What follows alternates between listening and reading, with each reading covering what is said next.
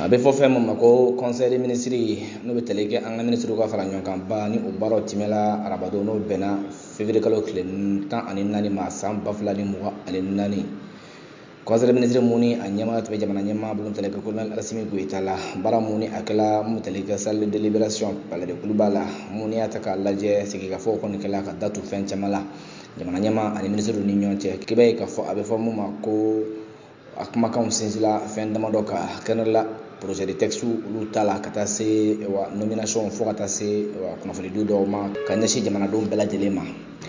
Gale a bɛ fɔ ma ko chapitre de mesures législatives réglementaires an ka ministre min ka baara ɲɛsinnen bɛ bɛnɲɔgɔnya o kuma ɲɔgɔnyaw ma i b'a ye k'a fɔ ale ye kunnafoni di kɛ ka ɲɛsin conseil des ministres ma a bɛ fɔ ma ko projet de texte u b'a ye k'a fɔ dɔw tala ka bila sen kan mun ni a bɛ tali kɛ a bɛ fɔ ma ko centre pour la promotion de la paix et de l'unité au Mali o baaraw sigilen sen kan o bɛna boli cogo minnu la ani a ka kungilinna bɛna kɛ minnu ye jamana yɛrɛ kɔnɔ i b'a ye k'a fɔ a sigilen bɛ gɛlɛya kɔnɔ kabini waatiw la fo ka taa se rébellion kɛlaw ale ni waliya cɛjugu minnu tala ka ɲɛsin mɔgɔw ma fo ka taa se politique ko bunakun kan jamana yɛrɛ kɔnɔna la jamanadenw ni ɲɔgɔn cɛ bɛnbaliya minnu bɛ o ni ɲɔgɔn cɛ i b'a ye k'a fɔ sigikafɔw ka se ka timɛ cogo min la maa minnu ye gɛlɛya sɔrɔ olu fana ka hakɛw ka se ka ta ka taa se wa fɛn fɛn bɛ tali kɛ kiiri ko bunakun kan minnu kɔni n'u ka gɛlɛya jɔlen bɛ k'a bila u n'a ɲɔgɔnnaw ko la i b'a ye k'a fɔ o bɛna datu bɛɛ lajɛlen fana la wa fɛɛrɛw bɛ se ka sɔrɔ cogo min na yaasa ni maakɔfɛnw ninnu bɛ se ka bila u ka hakɛ minɛn kɔnɔna la sabula a bɛ kɛ sababu ye ka se ka wa sinsin yɔrɔ sɔrɔ jamana yɛrɛ la jamanadenw ani jamana ni ɲɔgɔn cɛ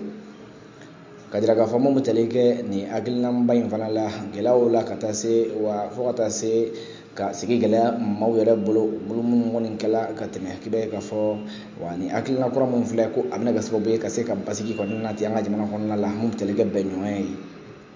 waliya cɛjugu minnu fana kɛla k'i b'a ye k'a fɔ olu ye gɛlɛya ye ni sariya fana kan ka wulikajɔ kɛ ka se ka fu siri a ko la mun y'a ta k'a lajɛ kungilinna minnu kelen bɛ gouvernement yɛrɛ ka wulikajɔ la wa sariya bunakun ka kɛnɛ la k'i b'a ye k'a fɔ a bɛna kɛ sababu ye ka se ka bɛnɲɔgɔnya olu kɔni sabati kɛnɛ la anw ka jamana kɔnɔna la fo ka taa se wa bolodi ɲɔgɔnma ma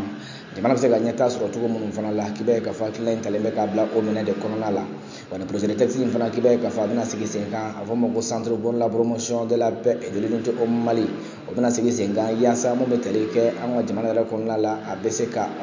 hakilina kuraw fana o ta ka sɛgɛsɛgɛliw boloda mun y'a ta k'a lajɛ wa baara kura minnu bɛna boloda ka se ka fɛɛrɛw ɲini wa ka taa se kɛnɛ la wa gɛlɛya minnu kɔni bɛ ta ka dankari kɛ maaw ka hakɛ la bunadamadenw ka hakɛ la olu fu bɛ se ka siri olu la cogo minnu la n'i y'a ta k'a lajɛ fɛn bɛ tali kɛ bunadamadenw ka hakɛ ko o bɛ se ka sabati k'o lakana cogo min na Mali yɛrɛ sen don la kabi san 1960 n'i y'a ta k'a lajɛ mun bɛ tali kɛ nin centre ba in na a nana bila sen kan a bɛ kɛ sababu ye ka se ka fɛɛrɛw boloda ka se ka taabolo kuraw fana boloda mun bɛ se ka adamadenya sinsinniw sabati ka bɔ yen nɔ wulikajɔw fana bɛ kɛ ka se ka sɛgɛsɛgɛliw boloda gɛlɛya minnu fana bɛ yen nɔ wa maaw ni ɲɔgɔn cɛ u ka sigidaw ni ɲɔgɔn cɛ k'i b'a ye k'a fɔ o bɛ kɛ sababu ye fana ka se ka fu siri o bɛɛ lajɛlen fana la mun bɛ tali kɛ wa adamadenya yɛrɛ bɛ se ka sinsin wa juruba kelen ka cogo minnu la sigiɲɔgɔnya hukumu kɔnɔna la ka se ka bɛn nanti a bɛna sinsin o fana kan bolodi ɲɔgɔn bɛ se ka sinsin cogo min la ka bɔ yen nɔ mun bɛ tali kɛ anw ka wa jamana yɛrɛ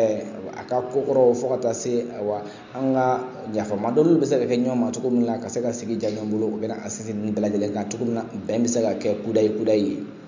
ka bɔ yen nɔ mun tali kɛ an ka ministre économie et des finances wariko bunako o ministre i b'a ye k'a fɔ a ye kunnafoni kɛ k'a fɔ mun bɛ tali kɛ projet de décret dɔ la o tala ka sanga a fɔ ma ko marché n'i y'a ta k'a lajɛ baara mun bɛ tali kɛ immeuble R+8 ni o bɛna ta k'a bila direction générale des impôts o cakɛda in ka jɔyɔrɔ wa a bɛna jɔ ka tila k'a bila wa baaraw bɛ k'a kɔnɔ cogo min na maaw ka se ka baara kɛ lafiya la